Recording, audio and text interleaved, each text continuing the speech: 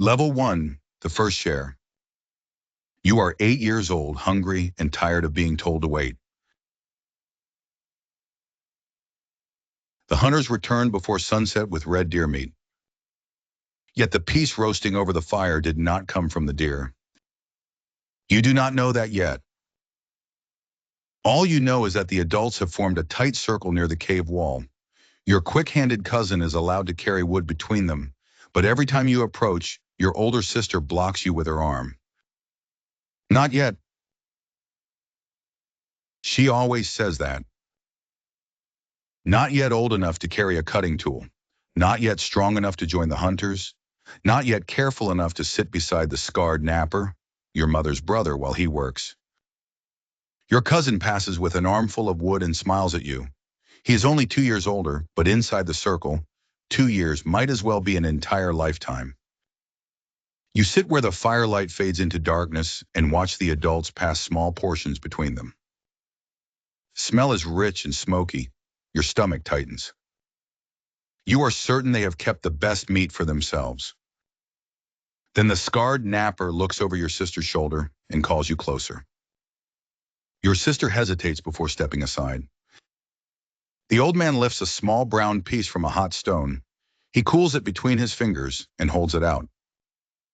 You take it before he changes his mind. It is softer than you expected. Fat clings to your lips.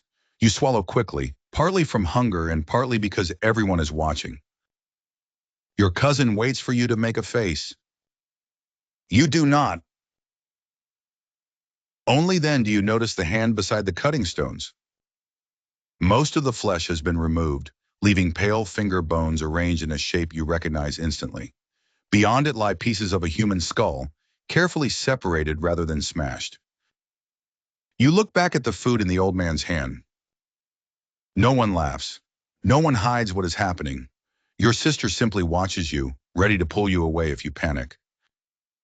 The dead person had arrived beneath a hide that morning, carried into the cave long after their breathing stopped. You never saw the face. You do not know where the person died or why the body was brought here.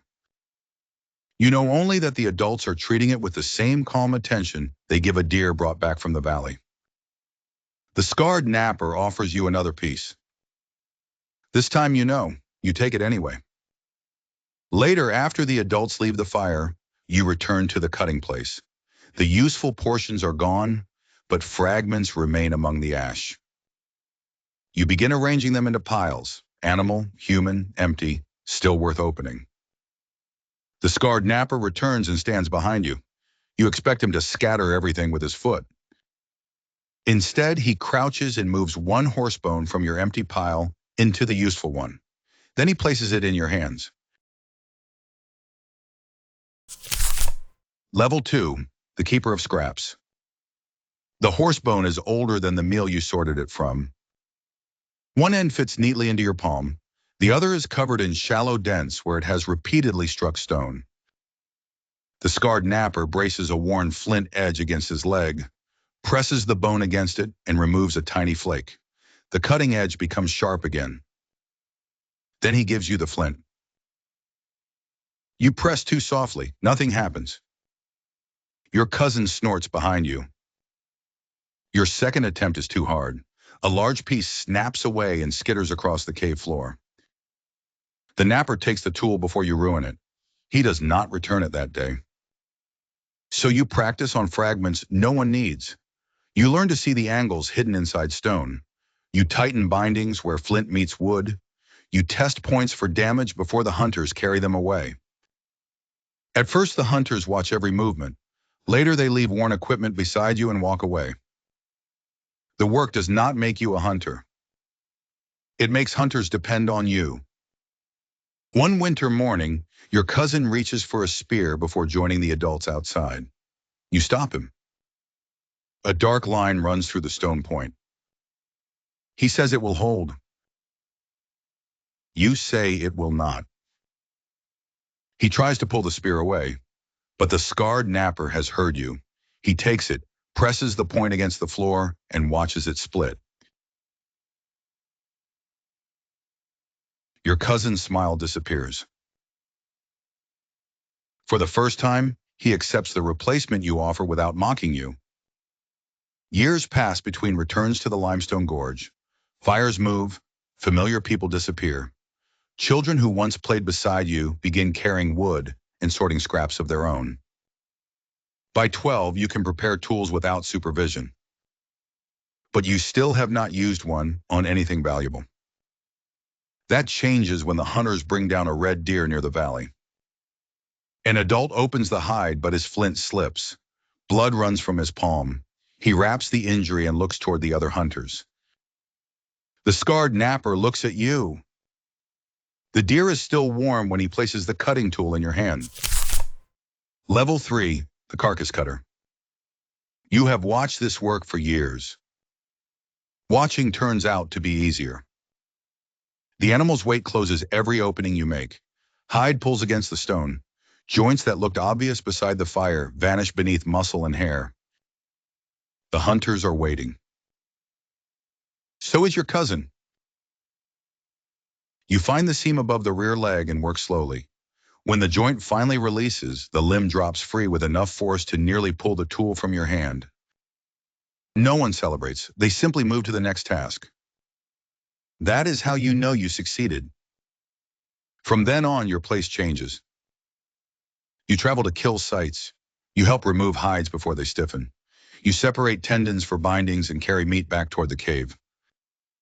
Your cousin still finds the tracks. The hunters still make the kill. But when the animal falls, they call for you. Your portions improve. So does the way people speak to you. Success makes you impatient. During the next horse processing, you try to match the scarred napper's speed. Your stone disappears beneath the hide. When you pull it free, you have cut through a long strip that should have remained intact. Meat is spoiled with hair and dirt. The hide will require repair before it can be used. The napper examines the damage without speaking. Then he takes the tool from you and gives it to your cousin. You spend the rest of the day carrying discarded bone away from the cutting place, the same work you performed as a child. Your cousin does not smile this time. That makes it worse. For weeks, you scrape hides and maintain tools, but you are not allowed to make the important cuts. The adults have not forgotten your mistake merely because you want them to. You practice wherever waste has already made precision unnecessary. You stop forcing the stone through resistance.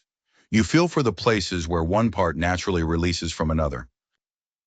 When the napper finally returns a blade to you, you work more slowly than everyone around you. You also waste less. At the next human preparation, that difference becomes important. The body arrives on a hide carried between two adults. One of them is your cousin. He sets it beside the fire but avoids looking at the covered face. You recognize the dead person from the ornaments tied around one wrist. The scarred napper uncovers the arm and asks for someone to hold it steady. The usual assistant steps forward. Then she recognizes the wrist. Her hands begin to shake. She backs away. The napper turns toward you. Level 4, the one who holds. The arm is colder than the deer had been. You position your hands around the wrist and elbow, copying the way you have held animal limbs during difficult cuts. The scarred napper places his flint against the skin. You knew the person beneath the hide. Not well, but enough to remember a voice beside the fire. Enough to remember hands repairing a carrying bag. Enough that the limb beneath yours refuses to become merely another joint. Your grip loosens. The napper stops. No one tells you to be brave. No one explains what the dead person would have wanted. The people around the fire cannot give you thoughts that died with someone else. Your sister kneels beside you. She places one hand over your wrist and tightens your grip. You hold. The napper begins again. The sequence is familiar even when the body is not. Stone follows the same openings. Joints release in the same directions. Beneath every difference lies a structure you already understand.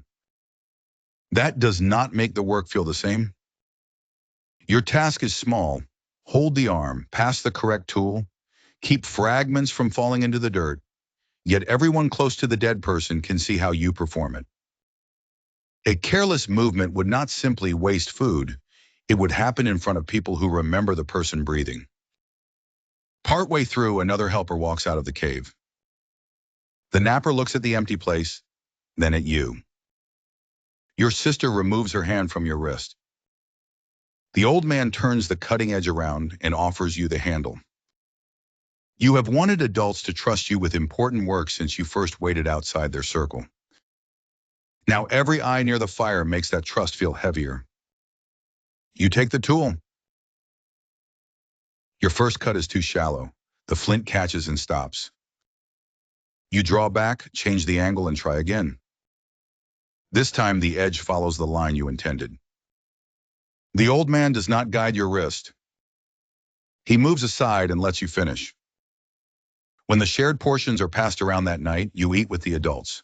Across the fire, your sister touches 2 fingers to her wrist, the place where her hand steadied yours.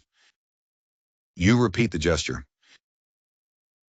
The next time a body is brought into the cave, the napper does not ask you to hold it. He asks you where the first cut should begin. Level 5 and the trusted hand. A clean bone slips from the younger helper's hands and strikes the cave floor. Everyone stops. Years ago, you would have looked toward the scarred napper. Now everyone looks toward you. You arrange the tools. You assign the helpers.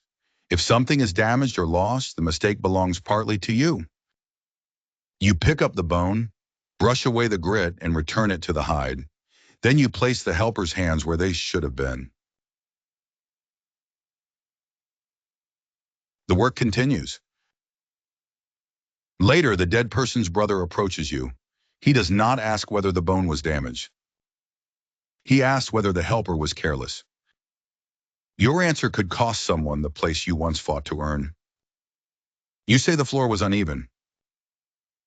After that, the helper watches you with a loyalty you did not request. Your authority solves an old problem.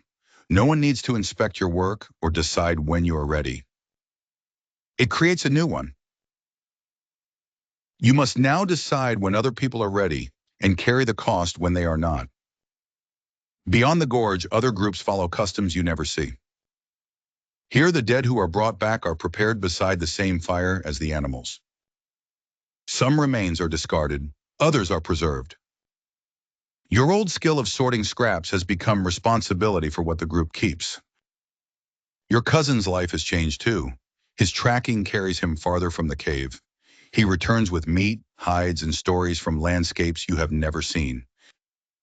Sometimes he returns carrying someone who did not survive the journey. You once competed for the same work. Now his task ends where yours begins. Your sister notices that you speak less after preparing the dead. She sits beside you one evening and scratches a repeating zigzag into a scrap of antler, while waiting for you to finish cleaning your tools.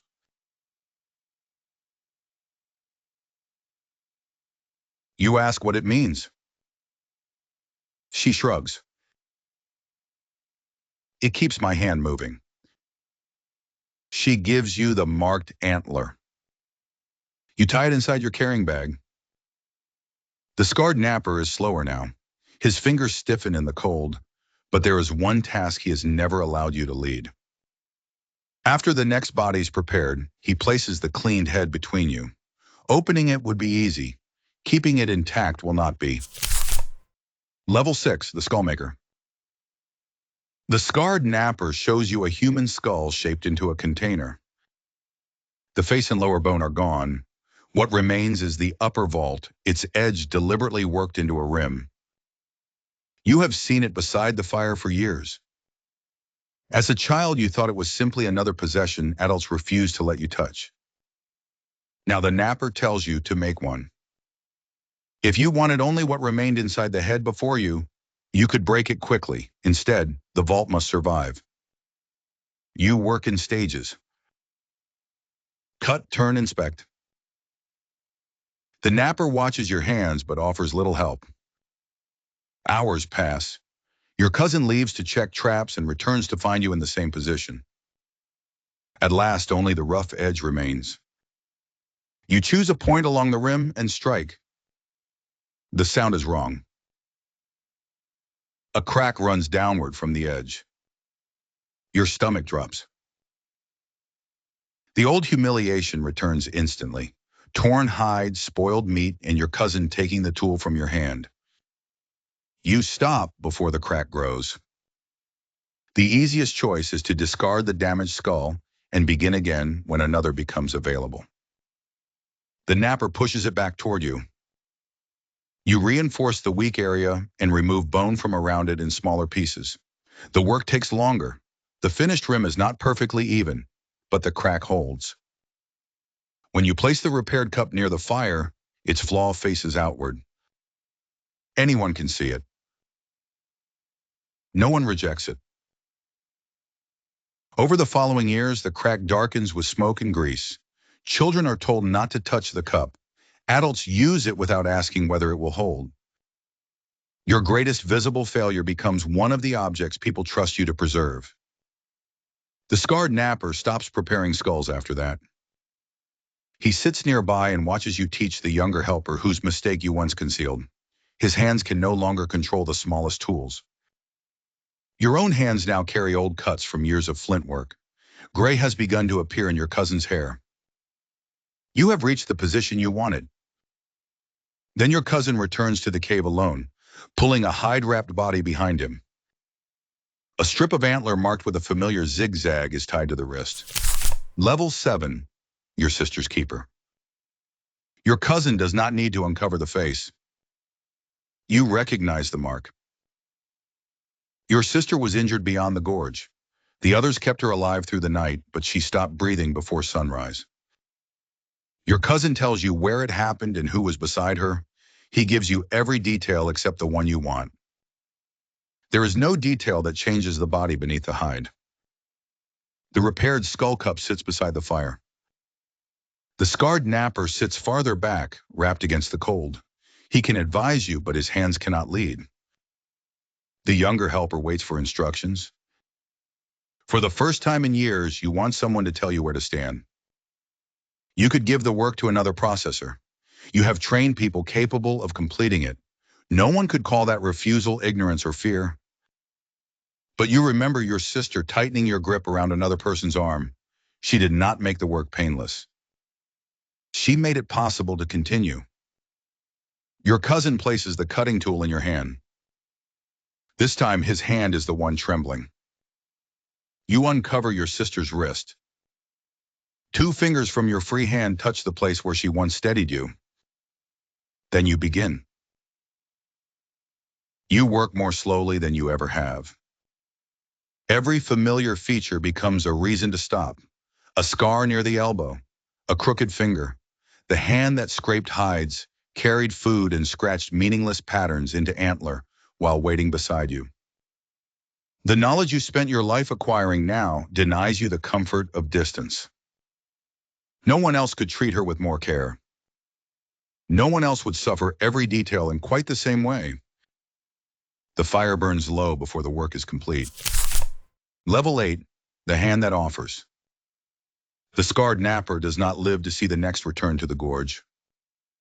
His place beside the fire remains empty for several nights.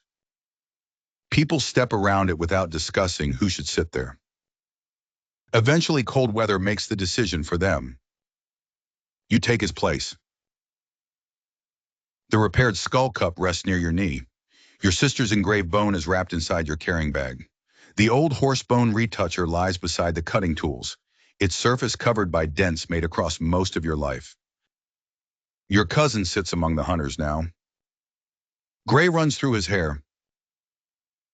The younger helper you once protected prepares tools for people who barely remember the scarred napper. A body lies beneath a hide near the cave wall. Around it, the work proceeds without secrecy. People tend the fire, sort tools, and make space for anyone who needs to step outside. At the edge of the light, a child watches. The child is thin, impatient, and pretending not to be hungry. Every time the adults pass a portion around, the child leans forward. Every time someone looks over, the child stares at the ground. You remember that position? The child tries to approach. An older sibling blocks the way with an arm. Not yet. The words travel across the cave unchanged. You look at the child, then at the empty place where the scarred napper once sat. You lift a small brown portion from the hot stone and wait for it to cool. The child's eyes follow your hand. You call the child closer. The older sibling steps aside. You remember the first piece offered to you. You remember your sister tightening her hand around your wrist. You thought the old man was sharing his food. He was sharing his place. You hold out your hand.